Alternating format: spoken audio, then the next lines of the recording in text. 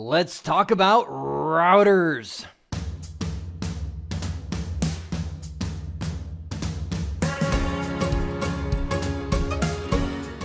Did you feel the power there? By the time we're done here, we will examine the common personas of Cisco router models you can use in a physical lab environment. Yep, same story as what I did with the switching world, where I showed here's the different categories of switches that you can buy. I'm going to talk about the routed world.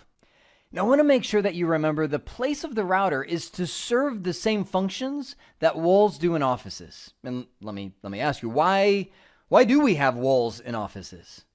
Well, so we can divide up the space. So we can have meetings in this room with all these floating heads, and they don't interfere with the meetings that are going on in this room. You divide it up and keep all the chatter contained in one area, and don't allow it to bleed over and affect the others. And it's the same thing. We've got the network wall, which perhaps connects to your home environment and keeps your Xbox and your webcams and your servers that you're running in your house, if you're like me, from interfering with all the other houses that are on your block, as much as the internet and all the other things from interfering with you. They are the network wall. So as you can see, I have four categories, four personas of Cisco routers right here. The first is probably the most tantalizing for a home lab environment. That's the Cisco 1600, 1700, 1800, 1900, and so on. And keep in mind, when I say these things, these personas, these router series lines, I'm talking about a series. For instance, within the 1900, you have the 1920, the 1921. There's all these different kinds of routers, and that goes unlimited. There's so many different router models out there, both old and new, that it doesn't make sense to describe each one individually until I cover my specific lab recommendations later on.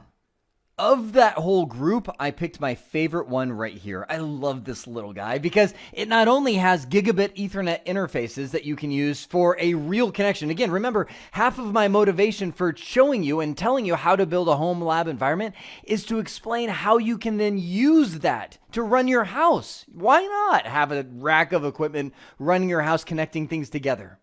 Someday I'll have to take you on a tour of my house. I actually have an MDF and an IDF. It's wild.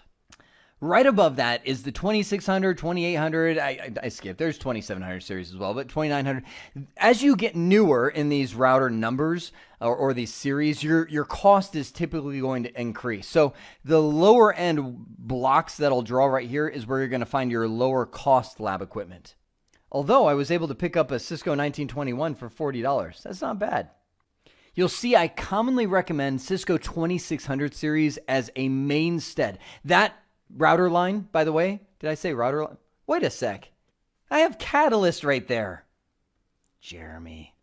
It's not a switch line. The 2500 series is what put Cisco on the map. When they produce, if you want to, go Google Cisco 2500 series routers. They're ugly. They're black.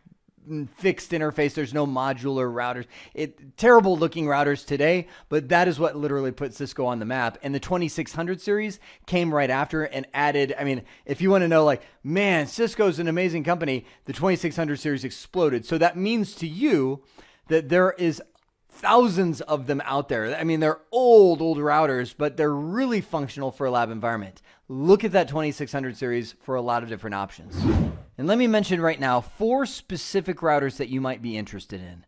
2610, 11, 20, 21. The 2610 is, hang on, let me finish writing. 2610 is a router, looks kind of like that. A router that has modular ports on it where you can put modules in, and I'll talk about what modules you can get in another video, and a single 10 megabit per second interface for Ethernet connectivity.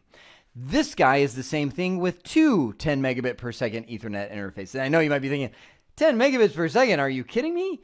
It's a lab. It's a lab. You probably have 1 megabit per second, maybe, of production traffic going through this lab.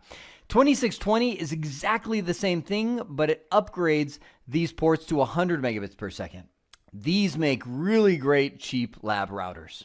These guys are designed for mid-size and large businesses. The beauty is in their expandability. You can see that we have these big modules that we can put inside of there. that could add a full-on network switch. There's Ether switch modules that add a bunch of switch ports, or you could actually add a modules that adds more of these individual VIC or WIC cards. And I'm getting ahead of myself. We'll talk all about the cards that you can add. They're very expandable, but I wouldn't normally suggest them for a lab environment. Actually, there's one I should mention. You should know that all of these follow through. Like there is a 3600 series router. And there's one that I used to have that was really good. It's a 3620. It was small, meaning it was, I think, 1U, so it was just this. And it had 2 of these big modules that you could add functionality. So I used that one, but for the most part, I wouldn't recommend using the 30XXX series because they're big and they're loud. And you're going to hear me say that a lot. Anytime you talk about the larger equipment, fan noise becomes a factor. And unless you have a room where you can isolate these things, it seems trivial, but it's not. You'll slowly start to lose your mind as you listen to that, especially when you can't figure something out. You're like, just slamming Cisco routers all over the place. So you don't want to do that. These guys right here, the Cisco 7200, 7300, 7600, they are designed for carrier environments. The reason I added them to here is they are a persona of router that you can get, and you can get a lot of them pretty cheap, and they are really beefy routers. Again, fan noise, big issue. That's it. 4 major personas from extremely small business all the way up to enterprise and carrier businesses of routers that you can get and use in a physical lab environment. I hope this has been informative for you, and I'd like to thank you for viewing.